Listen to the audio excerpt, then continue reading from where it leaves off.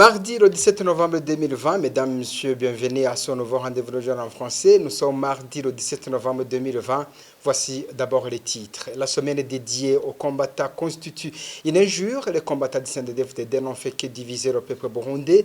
Durant ce maquis, il est hors question de parler de héros pour des gens qui ont tué la population pour des mobiles ethniques. Vous aurez la réaction du professeur Charles Nditigé du moment que cette journée a été lancée ce lundi.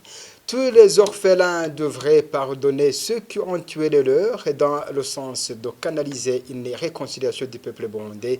Vous aurez un extrait du témoignage d'un orphelin de 1993. À la fin de ce journal, vous aurez droit au mini-magazine au cœur de la société qui vous parlera de la construction anarchique sur les bords du lac Tanganyika. Voilà pour les titres.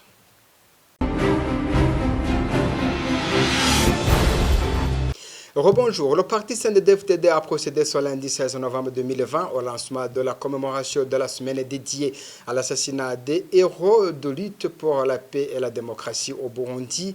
Dans ces cérémonies commémoratives qui ont eu lieu dans la province de Bubanza-Ouest, le secrétaire général adjoint du parti CNDD-FDD, Joseph Nakarutimana, a fait savoir que ces héros ont été victimes d'un mauvais leadership des gouvernements de l'époque. Les précisions avec Clémentine Kanyamounez. Plusieurs démobilisés et plusieurs autorités ont pris part à ces cérémonies, dont la première dame, le président de l'Assemblée nationale, le président du Sénat, l'ombudsman et des responsables du parti au pouvoir. Au cours des activités marquant cette semaine dédiée aux héros de la lutte pour la paix et la démocratie, il y a eu dépôt des gerbes de fleurs sur le mémorial des vaillants combattants du CNDD-FDD situé au petit cimetière de la colline d'Ogifugwe. Dans son discours de circonstance, Joseph Nakarutimana, secrétaire général adjoint du CNDD-FDD, a indiqué que les combattants qui reposent à Gifugwe ont été victimes d'un mauvais leadership des dirigeants irresponsables de l'époque. Abategetsi twaronse barabaye bagateranya. Le Burundi a eu des dirigeants irresponsables qui ont semé des divisions en 1965, 1970, 1980, 1990, 2000 et en voici les résultats. Les mauvais dirigeants que nous avons connus ont semé la haine au lieu de réconcilier les Burundais. Pour couper court avec ces dirigeants, il a fallu que le sang soit versé. Ces jeunes gens enterrés ici n'ont pas été victimes d'un accident, encore moins d'une maladie, mais ce sont des vaillants. Ils sont morts au combat pour que nous puissions vivre dans la paix dans ce pays.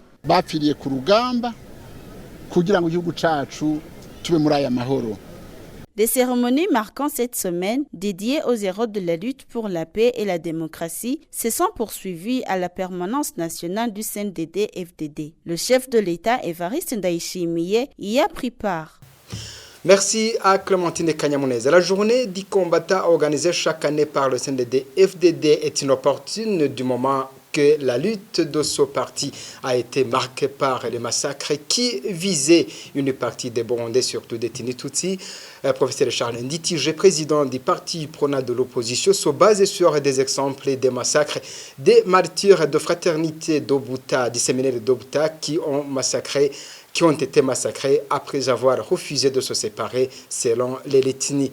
Cette journée pourrait être dédiée par contre aux guerriers qui ont combattu pour protéger le pays à l'honneur de tous les Burundais et non pour ceux du CNDD-FDD qui sont connus pour avoir commis de crimes graves. Suivez professeur Charles Nditigé. D'abord, pour moi, cette journée n'est pas fondée parce que le CNDD-FDD, depuis sa création, n'a jamais lutté en faveur de la paix, de la démocratie. Et ce qui a toujours caractérisé, c'est plutôt les violences à caractère ethnique, les massacres à caractère ethnique. Souvenez-vous, quand plus de 17 partis politiques, plus le gouvernement, l'Assemblée nationale, se sont réunis pendant plus de 2 ans à Arusha pour chercher la paix, la démocratie, adaptée aux réalités burundaises. Et le FDD, le CNDD-FDD étaient sur le champ de bataille, ne sont jamais associés à c'est pour parler de paix. et ils ont continué à massacrer des gens. Et souvenez-vous du massacre des rescapés de 1993 de Bouguendana. Souvenez-vous des martyrs de la fraternité, du petit séminaire de Bouta qui ont été massacrés en 1987 parce que précisément le CNDD, FDD, les FDD leur exigeaient de se scinder en Hutu et en Tutsi, et quand ils ont refusé, arguant qu'ils étaient des fils et filles, des fils du pays, de Dieu, ils les ont massacrés parce qu'ils refusaient de céder aux divisions prônées par le CNDD, FDD. C'est pour dire que ces gens-là ne peuvent en aucun cas parler de héros de la démocratie ou de la paix. Ce sont des terroristes qui ont tué, massacré des gens. Et aujourd'hui, ceux qui reprochent aux anciens régimes, c'est tout à fait ce qu'ils font. Ils font même pire aujourd'hui. Ils tuent, ils divisent les gens, ils catégorisent la population. Il y a ce qu'ils appellent les Wenegihougu, les propriétaires du pays, les vrais citoyens. Ce sont donc les Hutus du CNDD-FDD. Les autres sont Abanyagihugu, des citoyens de seconde zone. Ce sont les Tutsis, les Hutus de l'opposition. Il y en a, ils parlent même des Moulgéris, des chiens errants. Non seulement elle est inopportune, pour moi, c'est même une injure, une insulte au peuple burundais et à la mémoire de toutes ces victimes de ces tragédies et ces massacres commis par le CNDD et FDD. Je pense que s'il devait y avoir la journée ou la semaine du combattant, elle devrait être dédiée à des gens valeureux qui ont défendu la souveraineté nationale, qui ont défendu l'indépendance. Voilà, c'était le professeur Charles Ndi Tijile, président du parti IPRONA. Omer a perdu son papa, tué pour son ethnie en 1993, mais loin de penser à se venger, il appelle plutôt à la réconciliation. Omer Nzoïsaba a la profonde conviction que les ethnies sont une pure création de l'esprit. Pour le référent, le Burundi est d'abord un pays de Burundi. Aujourd'hui, comme hier, Omer Nzoïsaba appelle à la lutte contre les actes de division. Suivez.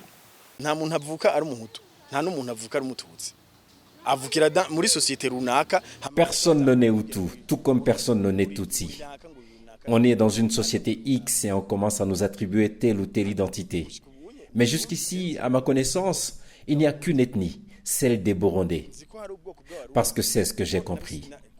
J'ai compris et j'ai su que le problème d'ethnie n'est pas un problème que nous avions entre Burundais, mais un problème fabriqué par le colonisateur pour pouvoir nous diviser et nous monter les uns contre les autres. Parce que nous étions un et bien organisés, que ce soit en administration, en économie ou même en matière de défense.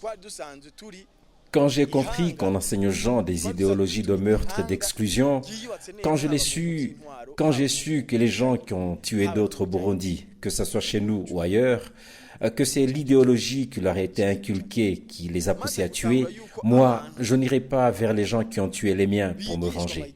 Au contraire, ce que je peux faire comme une personne sensée, je leur apprendrai les idéologies d'Ubuntu, de sagesse, qui enseignent le respect de la vie d'autrui, pour remplacer ces idéologies mortelles avec les bonnes idéologies. Au Burundi, ces enseignements subsistent encore. Quand tu commences à entendre les discours, les propos de certaines personnes, tu comprends que c'est encore ancré dans leur cœur. Alors, cela n'a d'autre conséquence que de fragiliser à nouveau notre société, à la disloquer, parce que personne n'essaie de parler de la réconciliation des Burundais et de la cohabitation pacifique. On a toujours des pouvoirs et des systèmes qui essaient tout le temps de diviser les Burundais. Ce sera donc difficile pour nous de nous en remettre. Parce que si nous souffrons des plaies de depuis 1961, 65, 72, 88, 93, 2015, jusqu'aujourd'hui, il s'agit de plaies encore béantes que portent les gens. On a alors besoin de personnes sages, qui connaissent l'histoire du Burundi, qui savent d'où nous venons, pas l'histoire falsifiée que nous avons l'habitude d'entendre. Qu'ils sachent que nous sommes des Burundais qui devons reconstruire notre pays pour conjurer à jamais le mauvais sort dans lequel croupit notre pays depuis des années et des années, pour que les filles et fils du pays puissent enfin vivre en paix.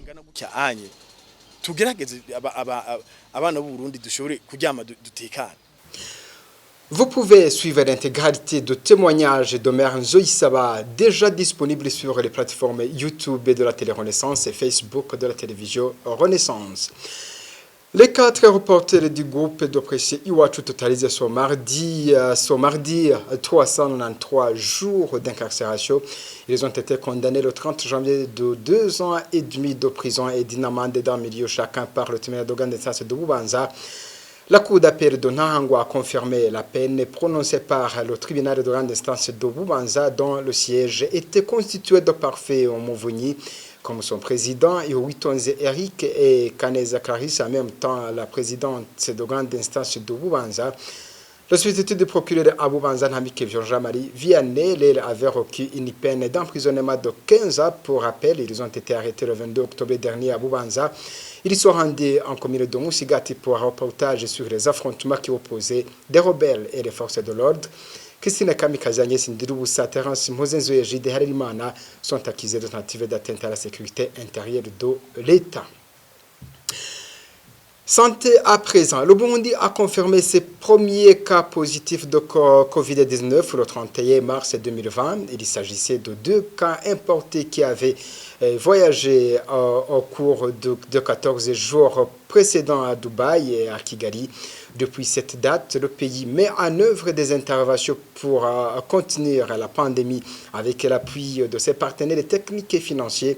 Ce bilan se trouve dans un rapport de situation sur la réponse à la pandémie due au coronavirus, sorti le 15 novembre 2020 par le ministère de la Santé publique et de lutte contre le sida. Les détails, c'est avec Winnie Nkurunziza. Le rapport en question est un rapport mensuel qui porte sur les 28 derniers jours. Le 15 novembre, jour de sortie du rapport, de nouveaux cas positifs notifiés sur 140 personnes testées la veille. Il s'agissait de 2 cas confirmés parmi les voyageurs sortants dépistés à la demande d'un certificat de Covid-19 de voyage, ce qui porte à 3 cas positifs rapportés au cours des dernières 48 heures sur 954 tests. Le taux de dépistage hebdomadaire au cours de la semaine est de 3 tests pour 10 000 habitants. Le taux de dépistage hebdomadaire moyen depuis le début de la pandémie est de 2 tests pour 10 000 habitants par semaine. Au total, le Burundi a enregistré 630 cas confirmés, soit 177 cas importés et 453 cas de transmission locale. 54 personnes positives actives sont sous traitement. Le taux de guérison est de 91,27%, soit 575 sur 630 cas. À ce jour, un seul décès a jusque-là été enregistré. Ce rapport mensuel rappelle que le Burundi a confirmé ses premiers cas positifs de Covid-19 le 31 mars dernier. Il s'agissait de 2 cas importés qui avaient voyagé au cours des 14 jours précédents à Dubaï et à Kigali. Le texte indique que depuis cette date, le pays met en œuvre des interventions pour contenir la pandémie avec l'appui de ses partenaires techniques et financiers. En conclusion, le rapport note que les défis majeurs restent le renforcement du dépistage de la Covid-19 dans toutes les provinces sanitaires du pays et aux différents points d'entrée, la gestion des alertes, l'identification et le suivi des contacts et la gestion des cas. Pour rappel, les statistiques délivrées par le gouvernement burundais sur la pandémie du coronavirus ont de tout temps été contestées par un nombre d'observateurs, dont des spécialistes du secteur de la santé, estimant que les cas avérés et les décès sont de loin plus nombreux que les chiffres officiels. Bouclons ce journal sur le mini-magazine au cœur de la société qui nous parle aujourd'hui, qui se focalise plutôt sur les constructions anarchiques au bord du lac Tanganyika. Le mini-magazine est présenté par Émile Nibasumba. Les mesures draconiennes prises par le gouvernement en septembre n'ont pas empêché certains habitants de Bujumbura de continuer de construire des maisons aux alentours du lac Tanganyika en violation de la distance de 150 mètres prévue par la loi.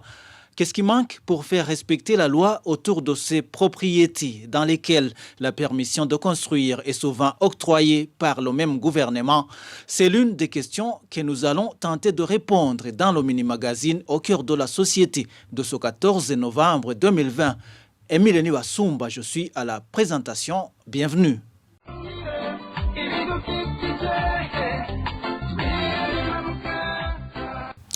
Les activités de construction des clôtures dans le domaine public hydraulique sur le littoral du lac Tanganyika n'ont pas été faites par les propriétaires des parcelles alors qu'elles devraient avoir été achevées le 21 octobre dernier, selon la mesure du ministère de l'Environnement, de l'Agriculture et de l'Élevage.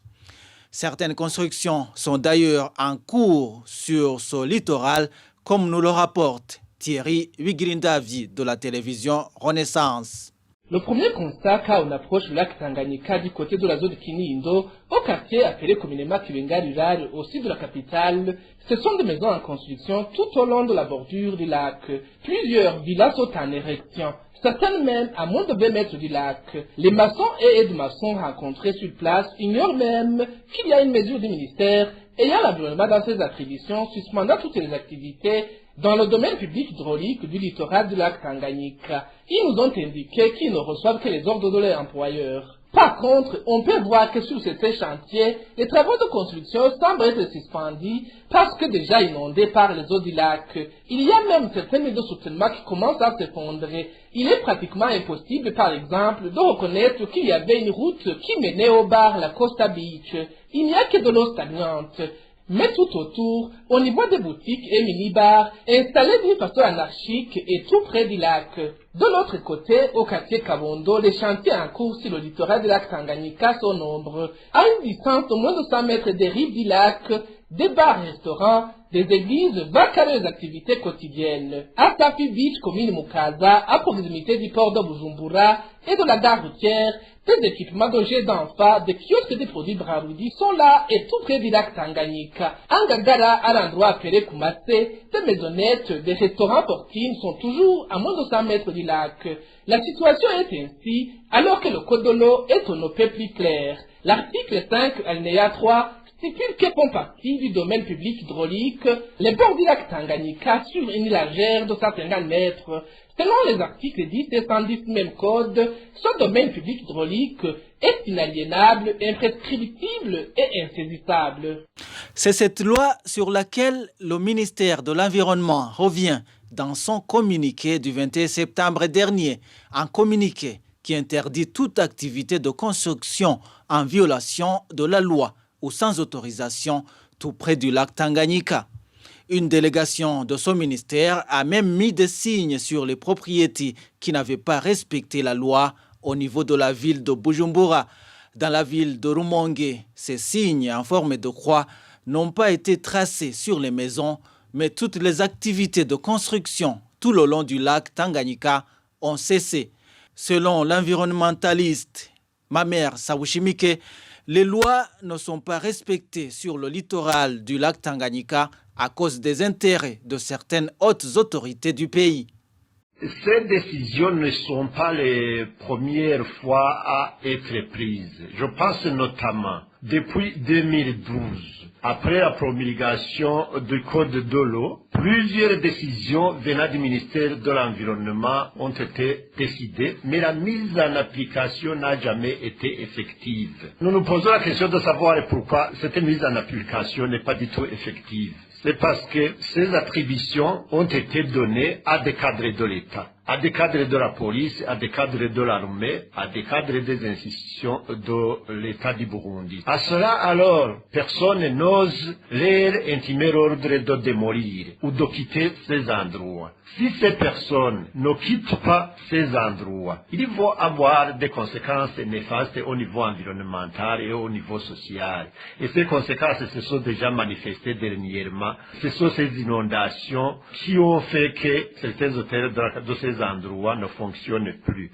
Et c'est une perte pour les propriétaires. Quand les inondations montent, il y a ces fosses septiques qui sont détruites. Et les déchets humains provenant des toilettes pollue fortement la biodiversité du lac Tanganyika, particulièrement la pollution des eaux du lac Tanganyika qui sont consommées à 80% par la population de la ville de Bujumbura.